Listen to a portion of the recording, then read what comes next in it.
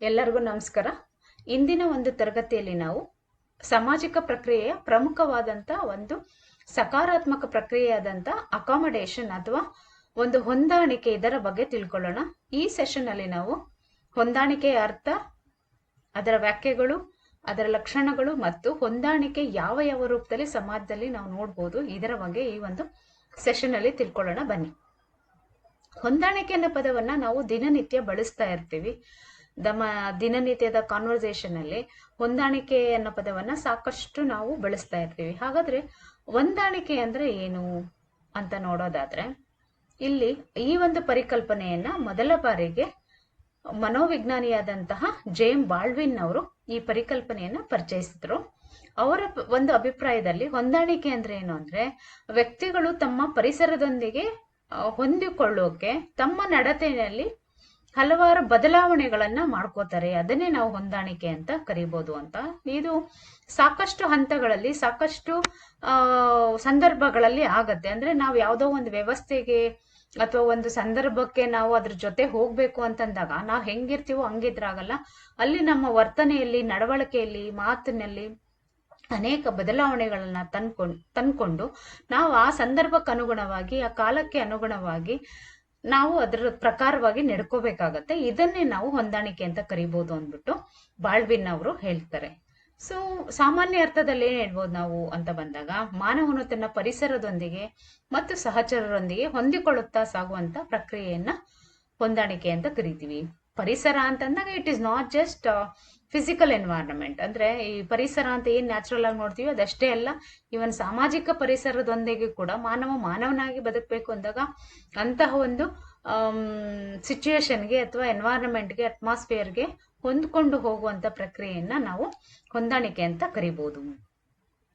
ಇನ್ನ ಹೊಂದಾಣಿಕೆ ವ್ಯಾಖ್ಯೆಗಳನ್ನ ನೋಡೋದಾದ್ರೆ, ಅಕ್ಬರ್ನ್ ಮತ್ತು ನಿಮ್ಕಾಫ್ ಅವರು ಹೊಂದಾಣಿಕೆಯನ್ನ ಈ ರೀತಿಯಾಗಿ ವ್ಯಾಖ್ಯಾನಿಸಿದರೆ, accommodation is a term used by the sociologists to describe the adjustment of hostile individuals or groups. ಅಂದ್ರೆ ವೈರಭಾವವುಳ್ಳ ವ್ಯಕ್ತಿಗಳು ಅಥವಾ ಸಮೂಹಗಳ ಹೊಂದಿಕೆಯನ್ನು ಸೂಚಿಸಲು ಸಮಾಜಶಾಸ್ತ್ರಜ್ಞರು ಈ ಒಂದು ಹೊಂದಾಣಿಕೆ ಪದವನ್ನ ಬಳಸಿದ್ದಾರೆ ಅಂತ ಹೇಳ್ಬೋದು.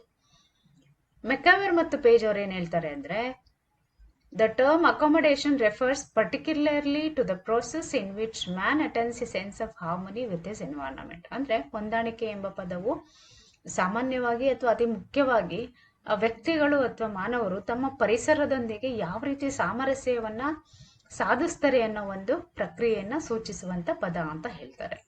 ಲುಂಡ್ಬರ್ಗ್ ಅವ್ರು ಏನ್ ಹೇಳ್ತಾರೆ ಅಂದ್ರೆ, designate the adjustment with people in groups make to relieve the fatigue and tension of competition and conflict. ಅಂದ್ರೆ ಹೊಂದಾಣಿಕೆ ಅನ್ನೋ ಪದವನ್ನ ಸಮಾಜದಲ್ಲಿ ವ್ಯಕ್ತಿಗಳು ಯಾವಾಗ ಉಪಯೋಗಿಸ್ತಾರೆ ಅಂದ್ರೆ, ಸಾಮಾನ್ಯವಾಗಿ ಸಂಘರ್ಷಗಳು ಉಂಟಾದಾಗ ಅಥವಾ ಕಾಂಪಿಟೇಷನ್, ಸ್ಪರ್ಧೆಗಳು ಉಂಟಾದಾಗ ಅದರಿಂದ ರಿಲೀವ್ ಆಗ್ಲಿಕ್ಕೆ ಅಥವಾ ಅದರ ಒಂದು ಆತಂಕಗಳನ್ನ ನಿವಾರಣೆ ಮಾಡ್ಕೊಳ್ಳಿಕ್ಕೆ ವ್ಯಕ್ತಿಗಳು ಈ ಒಂದು ಹೊಂದಾಣಿಕೆಯನ್ನ ಬಳಸ್ಕೋತಾರೆ ಅಂತ ಲುಂಡ್ಬರ್ಗ್ ಅವ್ರು ಹೇಳ್ತಾರೆ. ಅದೇ ರೀತಿ ಹಾಟನ್ ಮತ್ತು ಅಂಟ್ ಅವ್ರು ಏನ್ ಹೇಳ್ತಾರೆ ಅಂದ್ರೆ, accommodation is A process of developing temporary working agreements between conflicting individuals. ಅಂದ್ರೆ ಈ ಒಂದು ಹೊಂದಾಣಿಕೆ ಅನ್ನೋದು ಪರಸ್ಪರ ಘರ್ಷಣೆಯನ್ನು ಹೊಂದಿರುವಂತ ವ್ಯಕ್ತಿಗಳ ಮಧ್ಯೆ ತಾತ್ಕಾಲಿಕವಾಗಿ ನಿರ್ವಹಣೆಯ ಒಪ್ಪಂದಗಳನ್ನು ರೂಪಿಸುವಂತ ಒಂದು ಪ್ರಕ್ರಿಯೆ ಆಗಿದೆ ಅಂತಂದ್ರೆ, ಘರ್ಷಣೆ ಮಾಡ್ತಿರುವಂತ ವ್ಯಕ್ತಿಗಳು ತಾತ್ಕಾಲಿಕವಾಗಿ ಅದನ್ನ ನಿರ್ಮೂಲನೆ ಮಾಡ್ಕೊಳ್ಳಿಕ್ಕೆ ಒಂದು ಒಪ್ಪಂದಕ್ಕೆ ಬಂದು ಆ ಒಂದು ಸಿಚುಯೇಷನ್ಗೆ ಹೊಂದಾಣಿಕೆ ಮಾಡ್ಕೊಳ್ಳೋ ಅಂತದನ್ನೇ ಹೊಂದಾಣಿಕೆ ಅಂತ ಕರಿಬಹುದು ಅಂತ ಹೇಳ್ತಾರೆ. ಹಾಗಾದ್ರೆ ಈ ಒಟ್ಟಾರೆಯಾಗಿ ಹೊಂದಾಣಿಕೆ ಅಂತ ಅನ್ನೋ ಪದವನ್ನ ನಾವು ಹೇಗೆ ಬಳಸ್ಬೋದು ಅಂತಂದ್ರೆ, ಆ ಮಾನವ ಏನಾಗಿರುತ್ತೆ, ಅವನ ಒಂದು ಪರಿಸರಕ್ಕನುಗುಣವಾಗಿ, ಸಾಮಾಜಿಕ ಪರಿಸರ ಇರ್ಬೋದು ಅಥವಾ ನೈಸರ್ಗಿಕ ಪರಿಸರ ಇರ್ಬೋದು, ಅದಕ್ಕೆ ಹೊಂದಾಣಿಕೆ ಮಾಡ್ಕೊಳ್ಳಿಕ್ಕೆ ಅಥವಾ ಅದ್ರ ಜೊತೆಲಿ ಹೋಗ್ಲಿಕ್ಕೆ ತನ್ನಲ್ಲಿ ಏನ್ ನಡವಳಿಕೆಗಳನ್ನ, ತನ್ನ ಬಿಹೇವಿಯರ್ ಅನ್ನ, ತನ್ನ ಕಂಡಕ್ಟ್ ಅನ್ನ, ನಡವಳಿಕೆಗಳನ್ನ ಅದಕ್ಕೆ ಅನುಗುಣವಾಗಿ ಬದಲಾವಣೆ ಮಾಡ್ಕೊಂಡು ಮುಂದೆ ಸಾಕ್ತಾನೋ ಅದನ್ನ ನಾವು ಹೊಂದಾಣಿಕೆ ಅಂತ ಕರಿಬಹುದು ಅಂತ ಇದು ಒಟ್ಟು ತಾತ್ಪರ್ಯ ಹೇಳುತ್ತೆ ಅಂತ ಹೇಳ್ಬೋದು. ಇನ್ನ ಇದರ ಲಕ್ಷಣಗಳನ್ನು ನೋಡೋದಾದ್ರೆ, ಹೊಂದಾಣಿಕೆ ಸಂಘರ್ಷದ ಸಹಜ ಫಲಶ್ರುತಿಯಾಗಿದೆ. ಅಂದ್ರೆ it is result of conflict. ಅಂದ್ರೆ ಈ ಸಂಘರ್ಷ ಅನ್ನೋದು ಕಂಟಿನ್ಯೂಸ್ ಆಗಿ ನಡೆಯಕ್ಕಾಗಲ್ಲ. ಯಾವುದೋ ಒಂದು ಹಂತಗಳಲ್ಲಿ ಎಷ್ಟೇ ಸಂಘರ್ಷ ನಡೆದ್ರೂ ಒಂದ್ ಎಂಡ್ ಅಂತ ಇರುತ್ತೆ. ಅಂತ ಸಂದರ್ಭದಲ್ಲಿ ಅದರ ರಿಸಲ್ಟ್ ಆಗಿ ಈ ಒಂದು ಹೊಂದಾಣಿಕೆ ಅನ್ನೋದು ಬರುತ್ತೆ ಅಂತ. ಈ ಬಹುಶಃ ನಾವು ಎಷ್ಟೊಂದು ಯುದ್ಧಗಳನ್ನ, ಸಂಘರ್ಷಗಳನ್ನ ಇತಿಹಾಸದುದ್ದಕ್ಕೂ ನೋಡ್ಕೊಂಡ್ ಬಂದಿದೀವಿ. ಯಾವುದು ಕೂಡ ಕಂಟಿನ್ಯೂಸ್ ಇಲ್ಲ. ಲಾಂಗ್ ನಡೆದಿರ್ಬೋದು, ತುಂಬಾ ದೀರ್ಘವಾಗಿ ನಡೆದಿರ್ಬೋದು, ಬಟ್ ಯಾವುದೋ ಒಂದ್ ಹಂತದಲ್ಲಿ ಅದು ಕೊನೆಯಾಗಿರುತ್ತೆ. ಈ ಒಂದು ಹೊಂದಾಣಿಕೆ ಅನ್ನೋದು ಅದರ ನಂತರ ಬರುವಂತ ಫಲಶ್ರುತಿ ಅಥವಾ ರಿಸಲ್ಟ್ ಅಂತ ಹೇಳ್ಬೋದು ನಾವು. ಈ ಹೊಂದಾಣಿಕೆ ಅನ್ನೋದು ಕೆಲವೊಂದ್ಸತಿ ಅರಿವಿಂದ ಬರುತ್ತೆ, ಕೆಲವೊಂದು ಅರಿವಿಲ್ದನೆ ಆಗತ್ತೆ. ಅಂದ್ರೆ it is a process. Sometimes it happens consciously, sometimes unconsciously ಅಂತ. ಅಂದ್ರೆ ಕೆಲವೊಂದು ಹೊಂದಾಣಿಕೆಗಳು ನಾವು ಮಾಡ್ತಾ ಇರೋದು ನಮ್ಮ ಪ್ರಜ್ಞೆಗೆ ಅಥವಾ ನಮ್ಮ ಅರಿವಿಗೆ ಬರ್ತಿರುತ್ತೆ, ಕೆಲವೊಂದ್ಸತಿ ಗೊತ್ತಿಲ್ದೇನೆ ಆಗತ್ತೆ. ಈ ಗೊತ್ತಿಲ್ಲದೆ ಆಗೋವಂಥದ್ದು ಅಥವಾ ಅರಿವಿಲ್ದೆ ಬರುವಂಥದ್ದು ಅಥವಾ ಅನ್ಕಾನ್ಶಿಯಸ್ ಆಗಿ ಆಗೋದು ಅಂತಂದ್ರೆ, ಈ ಕೆಲವೊಂದ್ಸತಿ ಭಾಷೆಗಳನ್ನ ಕಲ್ತ್ಕೊತಿದ್ವಿ, ಎಲ್ಲೋ ಒಂದು ನಮ್ಗೆ ಗೊತ್ತಿಲ್ದಿರೋ ಅಥವಾ ನಮ್ಮದಲ್ಲದ ಒಂದು ಪರಿಸರಕ್ಕೆ ಹೋಗಿರ್ತೀವಿ ನಾವು. ಅಲ್ಲಿ ಭಾಷೆ ಇರ್ಬೋದು, ಅಲ್ಲಿ ಉಡುಗೆ ತೊಡುಗೆ ಅಥವಾ ಆಹಾರ ಏನೋ ಬೇರೆ ಇರುತ್ತೆ ನಮಗಿಂತ ಡಿಫ್ರೆಂಟ್ ಆಗಿ. ಬಟ್ ಹೋಗ್ತಾ ಹೋಗ್ತಾ ಏನಾಗತ್ತೆ, ನಮ್ಗೆ ಅದು ಗೊತ್ತಿಲ್ದೇನೆ ನಾವು ಅದಕ್ಕೆ ಅಡಾಪ್ಟ್ ಆಗ್ಬಿಟ್ಟಿರ್ತೀವಿ. ಸೊ ಆಮೇಲೆ ನಾವು ಅದನ್ನ ವಿಮರ್ಶೆ ಮಾಡಿ ನೋಡಿದಾಗ ಅಥವಾ ತಿರ್ಗಿ ನೋಡಿದಾಗ, ಹೌದಾ ನಾವು ಅದಕ್ಕೆ ಅಡಾಪ್ಟ್ ಆಗಿದೀವ ಅನ್ನೋದು ಬರುತ್ತೆ. ಕೆಲವೊಂದು ಉದ್ದೇಶ ಪೂರ್ವಕವಾಗಿ ನಾವು ಡೆಲಿಬ್ರೇಟ್ ಆಗಿ ಹೊಂದಾಣಿಕೆ ಮಾಡ್ಕೊತೀವಿ, ಕೆಲವೊಂದು ನಮಗ್ ಗೊತ್ತಿಲ್ದೇನೆ ಆಗತ್ತೆ. ಎರಡೂ ರೀತಿಯಲ್ಲೂ ಕೂಡ ಹೊಂದಾಣಿಕೆ ಆಗತ್ತೆ ಅಂತ. ಇನ್ನು ಹೊಂದಾಣಿಕೆ ಅನ್ನೋದು ಸಾರ್ವತ್ರಿಕವಾದುದು ವಾದದ್ದು ಪ್ರಪಂಚದ ಎಲ್ಲಾ ಕಡೆ ನೋಡ್ತೀವಿ, ಎಲ್ಲಾ ಕಾಲಘಟ್ಟದಲ್ಲೂ ಇದೆ. ಮನುಷ್ಯ ಈಗ ನಾವೇನ್ ನೋಡ್ತಿದೀವಿ, ಹೋಮೋಸೇಪಿಯನ್ಸ್ ಅಂತ ಏನು ಆದಿಮಾನವರಂತ ನೋಡ್ತೀವಿ, ಅವನು ತನ್ನ ಪರಿಸರದ ಜೊತೆ ಅಥವಾ ಬದಲಾವಣೆ ಜೊತೆ ಹೊಂದಾಣಿಕೆ ಮಾಡ್ಕೊಂಡು ಬಂದಿದ್ದಕ್ಕೆ ಈ ಒಂದು ಸ್ಪೀಸೀಸ್ ಅಥವಾ ಈ ಮನುಷ್ಯ ತಳಿ ಈಗ್ಲೂ ಕೂಡ ಒಂದು ಭೂಮಿ ಮೇಲೆ ಇರುವಂತದ್ದು. ಸೊ ನಾವು ಕೂಡ ಏನಾಗತ್ತೆ, ಮನುಷ್ಯರು ಸಮಾಜದಲ್ಲಿ ಆಗುತ್ತಿರುವಂತ ಬದಲಾವಣೆಗಳು ಅಥವಾ ಆ ಪರಿಸರಕ್ಕೆ ಹೊಂದ್ಕೊಂಡಾಗಷ್ಟೇ ನಾವು ನಿರಂತರವಾಗಿ ಮುಂದೆ ಹೋಗ್ಲಿಕ್ಕೆ ಸಾಧ್ಯ ಇದೆ ಅಂತ ಹೇಳ್ಬೋದು. ಇದು ಹೊಂದಾಣಿಕೆ ಅನ್ನೋದು ಒಂದು ಸಾರ್ವತ್ರಿಕವಾದ ಎಲ್ಲಾ ಕಡೆ ಸರ್ವವ್ಯಾಪಿಯಾದಂತ ಒಂದು ಪ್ರಕ್ರಿಯೆ ಅಂತ ಹೇಳ್ಬೋದು. ಇನ್ನು ಹೊಂದಾಣಿಕೆ ಅನ್ನೋದು ನಿರಂತರವಾದದ್ದು. It is a continuous process. ಬಹುಶಃ ನಮ್ಗೆಲ್ಲ ಗೊತ್ತಿರುತ್ತೆ, ತಾಯಿ ಹೊಟ್ಟೆಯಿಂದ ಮಗು ಬಂದ ತಕ್ಷಣ ಅಳುತ್ತೆ. ಏನಕ್ಕೆ ಅಂದ್ರೆ it has come to a different environment ಅಂತ. ಅದಕ್ಕೇನೆ ಅದು ಆಕ್ಸಿಜನ್ ತಗೊಳಕ್ಕೆ ಏನಾಗತ್ತೆ, ಮಗು ಅಳುತ್ತೆ. ಕೊನೆದಾಗಿ ನೋಡೋದಾದ್ರೆ ಹೊಂದಾಣಿಕೆಯು ನಿರಂತರವಾದುದು ಅಂತ. ಅಂದ್ರೆ ಇದು ಒಂದ್ಸರಿ ಸಂಭವಿಸಿ ಮತ್ತೆ ಅದು ನಿಂತೋಗುತ್ತೆ ಅನ್ನಂಗಿಲ್ಲ. ಮನುಷ್ಯ ಹುಟ್ಟಿನಿಂದ ಸಾಯೋವರೆಗೂ ಕೂಡ ಇದು ನಿರಂತರವಾಗಿ ನಡೆಯುವಂತ ಪ್ರಕ್ರಿಯೆ ಅಂತ ಹೇಳ್ಬೋದು. ಎಲ್ಲೆಲ್ಲಿ ಹೊಸದಕ್ಕೆ ಮನುಷ್ಯ ತನ್ನಂತ ತೆರ್ಕೋತಾನೆ, ಅದ್ರ ಜೊತೆ ಅವನು ಹೊಂದಾಣಿಕೆ ಮಾಡ್ಕೊಂಡಾಗಷ್ಟೇ ಮುಂದೆ ಸಾಗ್ಲಿಕ್ಕೆ ಸಾಧ್ಯ ಇದೆ. ಇಲ್ಲಾಂದ್ರೆ ಅವನ ಜೀವನ ಅಲ್ಲಿ ನಿಂತು ಹೋಗ್ಬಿಡತ್ತೆ. ಅಥವಾ he won't get updated, or he won't go with a time, or he won't go with a changing society ಅಂತ ಹೇಳ್ಬೋದು. ಇನ್ನು ಹೊಂದಾಣಿಕೆ ಪರಿಣಾಮಗಳು ಸಂದರ್ಭಕ್ಕನುಸಾರವಾಗಿ ಬೇರೆಯಾಗಿರ್ಬೋದು. ಅಂದ್ರೆ ಹೊಂದಾಣಿಕೆ ಆಗ್ಲೇ ಹೇಳ್ದಂಗೆ ಒಂದು ಯಾವುದೋ ಒಂದು ಸಂಘರ್ಷದ ಅಥವಾ ವ್ಯತಿರಿಕ್ತವಾದಂತ ಅಥವಾ ನಮಗೆ ಆಗಿಲ್ದಿರೋಂತ ಅಥವಾ ನಾವು ಈಗ ಮುಂಚೆ ನೋಡ್ದಿರುವಂತಹ ಅಥವಾ ನಮ್ಮ ಒಂದು ಗಮನಕ್ಕೆ ಬರ್ದಿರೋ ಅಂತ ಒಂದು ಪರಿಸರಕ್ಕೆ ಹೋದಾಗ ಅಲ್ಲಿ ಬೇರೆ ಬೇರೆ ರೀತಿಯ ಹೊಂದಾಣಿಕೆಗಳನ್ನ ಮಾಡ್ಕೋಬೇಕಾಗುತ್ತೆ. ಎಲ್ಲಾ ಸಂದರ್ಭದಲ್ಲೂ ಹೊಂದಾಣಿಕೆ ಅನ್ನೋದು ಅದ್ರ ಪರಿಣಾಮಗಳು ಒಂದೇ ತರ ಇರಲ್ಲ ಅಂತ ನಾವು ತಿಳ್ಕೊಬಹುದು. ಇನ್ನ ಈ ಹೊಂದಾಣಿಕೆ ರೂಪಗಳು ಅಥವಾ ಸಮಾಜದಲ್ಲಿ ಯಾವ ರೀತಿ ಈ ಒಂದು ಹೊಂದಾಣಿಕೆ ಕಾಣಲ್ಪಡುತ್ತೆ ಅಂತ ಬಂದಾಗ, ಮೊದಲನೇದಾಗಿ ನೋಡೋದಾದ್ರೆ ಇದು ಬಲಪ್ರಯೋಗ ಅಂತ ಕರಿತೀವಿ. ಬಲಪ್ರಯೋಗ ಅಂದ್ರೆ ಫೋರ್ಸ್ ಅಥವಾ ಕಂಪಲ್ಷನ್ ಅಂತ ಕರಿತೀವಿ. ಈಗ ಸಾಮಾನ್ಯವಾಗಿ ಏನಾಗತ್ತೆ, ಈಗ ಈ ಒಂದು ಸಂಘರ್ಷಕ್ಕೆ ಒಳಪಡುವಂತ ಎರಡು ಪಕ್ಷಗಳೇನಿರುತ್ತೆ, ಅದರಲ್ಲಿ ಒಂದು ತುಂಬಾ ಶಕ್ತಿಶಾಲಿಯಾಗಿದ್ದು ಇನ್ನೊಂದು ವೀಕ್ ಇದ್ದಾಗ ಅಥವಾ ಒಂದು ಸ್ಟ್ರಾಂಗ್ ಇದ್ದು ಒಂದು ವೀಕ್ ಇದ್ದಾಗ ಏನಾಗುತ್ತೆ, strong will always dominate the weaker. So ಇಲ್ಲಿ ಏನಾಗತ್ತೆ, ಯುದ್ಧಗಳಲ್ಲೂ ಬಹುಶಃ ನೋಡ್ತೀವಿ ನಾವು, ಯಾರು ತುಂಬಾ ಸ್ಟ್ರಾಂಗ್ ಇರ್ತಾರೋ ಅವರ ವೀಕ್ ಇರೋಂಥವ್ರನ್ನ ಸೋಲಿಸ್ತಾರೆ ಅಥವಾ ಅವರನ್ನ ಮಣಿಸಿ ಅವ್ರಿಗೆ ಏನ್ ಬೇಕೋ ಅದನ್ನ ಮಾಡಿಸ್ಕೊಳ್ಳೋ ಅಂತ ಸಾಧ್ಯತೆಗಳಿರುತ್ತೆ. ಇನ್ನು ರಾಜಿ ಅಥವಾ ಒಪ್ಪಂದ ಅಂತ ಬಂದಾಗ ಈ ಬಲ ಪ್ರಯೋಗ ಯಾವಾಗ್ಲೂ ಎರಡು ಪಾರ್ಟೀಸ್ ಅಥವಾ ಯಾರು ಈ ಒಂದು ಸಂಘರ್ಷಕ್ಕೆ ಒಳಗಾಗಿರ್ತಾರೋ ಅದು ಇಬ್ರು ಸಮಬಲರಾಗಿರಲ್ವೋ ಅಂತ ಸಂದರ್ಭದಲ್ಲಿ ಉಂಟಾಗತ್ತೆ. ಇನ್ನು ರಾಜಿ ಅಥವಾ ಒಪ್ಪಂದ ಅನ್ನೋದು ಇಲ್ಲಿ ಯಾರು ಸಂಘರ್ಷ ನಿರತವಾಗಿರ್ತಾರೋ ಪಕ್ಷಗಳು ಅಥವಾ ಪಾರ್ಟೀಸ್ ಅಂತ ಏನ್ ಹೇಳ್ತೀವಿ, ಅವರು ಸಮಬಲರಾಗಿದ್ದಾಗ ಇಬ್ರು ಸೋಲೋಕ್ ಇಷ್ಟಪಡಲ್ಲ ಅಥವಾ ಇಬ್ರು ತುಂಬಾ ಸ್ಟ್ರಾಂಗ್ ಆಗಿದ್ದಾಗ ಏನಾಗತ್ತೆ, ಇದನ್ನ ಒಂದು ತಾವೇ ಅದನ್ನ ಸಂಘರ್ಷವನ್ನ ಮುಂದುವರ್ಸೋದ್ರಿಂದ ಸಮಸ್ಯೆ ಆಗತ್ತೆ ಅಥವಾ ಡ್ಯಾಮೇಜ್ ಆಗತ್ತೆ ಅಂತ ತಿಳ್ಕೊಂಡು ಒಂದು ಒಪ್ಪಂದಕ್ಕೆ ಬರುವಂತದನ್ನೇ ರಾಜಿ ಅಂತ ಕರಿತೀವಿ ನಾವು. ಇನ್ನು ಸಹನೆ ಅಂತ ಬಂದಾಗ ಇದು ಒಂದು ಕ್ವಾಲಿಟಿ, ಒಂದು ಸೈಕಾಲಜಿಕಲ್ ಕ್ವಾಲಿಟಿ ಅಂತ ಹೇಳ್ಬೋದು. ಇಲ್ಲಿ ಸಹಿಸ್ಕೊಳ್ಳುವಂಥದ್ದು, ನಾವು ಬಾಳ್ಬೇಕು ಮತ್ತೆ ಬೇರೆಯವ್ರನ್ನು ಬಾಳ್ಕೊಡ್ಬೇಕು ಅನ್ನೋ ಒಂದು ತತ್ವದ ಆಧಾರದ ಮೇಲೆ ಇದು ನಿಂತಿರುತ್ತೆ ಅಂತ ಹೇಳ್ಬೋದು. ಇನ್ನ ಮನಃ ಪರಿವರ್ತನೆ ಅಂತ ಬಂದಾಗ ಬಹುಶಃ ಗೊತ್ತಿದೆ, ನಾವು ಹಿಸ್ಟ್ರಿಯಲ್ಲಿ ಅನೇಕ ಒಂದು ಕತೆಗಳನ್ನ ನೋಡಿರ್ತೀವಿ ನಾವು.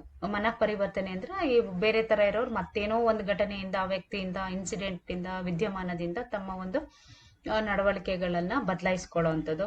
ಬಹುಶಃ ಬುದ್ಧ ಮತ್ತೆ ಅಂಗುಲಿಮಾಲನ್ ಕತೆ ಕೇಳಿರ್ತೀವಿ ನಾವು. ಅಷ್ಟು ಕ್ರೂರಿಯಾಗಿದ್ದಂತ ಅಂಗುಲಿಮಾಲ ಒಂದು ಬುದ್ಧನ ಒಂದು ಸಾಂಗತ್ಯಕ್ಕೆ ಬಂದು ತನ್ನ ವ್ಯಕ್ತಿತ್ವವನ್ನ ಹೇಗೆ ಇದನ್ನು ಬದಲಾಯಿಸ್ಕೊಂಡ ಅಂತ ಅನ್ಬಿಟ್ಟು. ಸೊ ಇಲ್ಲಿ ಮನಃ ಪರಿವರ್ತನೆ ಅಂದ್ರೆ ನಮ್ಮಲ್ಲಿ ಏನೋ ಒಂದು ನಂಬಿಕೆಗಳು ಅಥವಾ ಒಂದು ವಿಶ್ವಾಸಗಳು, ನಮ್ಮದೇ ಆದಂತ ಅಭಿಪ್ರಾಯಗಳಿರುತ್ತೆ. ಅದನ್ನ ಒಂದೊಂದು ಸಂದರ್ಭದಲ್ಲಿ ಏನಾಗುತ್ತೆ, ಒಬ್ಬ ವ್ಯಕ್ತಿಯಿಂದ ಇರ್ಬೋದು, ಘಟನೆಯಿಂದ ಇರ್ಬೋದು, ಅಥವಾ ಪುಸ್ತಕದಿಂದ, ಅಥವಾ ಯಾವುದೋ ಒಂದು ಐಡಿಯಾಲಜಿಯಿಂದ ಮನಃ ಪರಿವರ್ತನೆ ಆಗುವಂತ ಸಾಧ್ಯತೆ ಇರುತ್ತೆ ಅಂತ. ಇನ್ನು ಉದಾತ್ತೀಕರಣ ಅಂತ ಬಂದಾಗ ವ್ಯಕ್ತಿಗಳು ತಮ್ಮ ತಾವೇನೆ ಈ ಒಂದು ಆಕ್ರಮಣಶೀಲವಾದಂತ ಅಥವಾ ಅಗ್ರೆಸಿವ್ ಅಂತ ಏನ್ ಕರಿತೀವಿ, ಅಥವಾ ಕೋಪ, ಸಿಟ್ಟು, ಸಂಘರ್ಷ ಇಂತಹ ಒಂದು ಪ್ರವೃತ್ತಿಯನ್ನ, ಮನಸ್ಥಿತಿಯನ್ನ ತೋರಿದು ಸಹಜೀವನ ನಡೆಸಬೇಕು ಅಂತ ಮನಸ್ಸು ಮಾಡುವಂತದನ್ನೇ ನಾವು ಉದಾತ್ತೀಕರಣ ಅಂತ ಕರಿತೀವಿ. ಇನ್ನು ಸೈಯಕ್ತಿಕ ವಿವರಣೆ ಅಂದ್ರೆ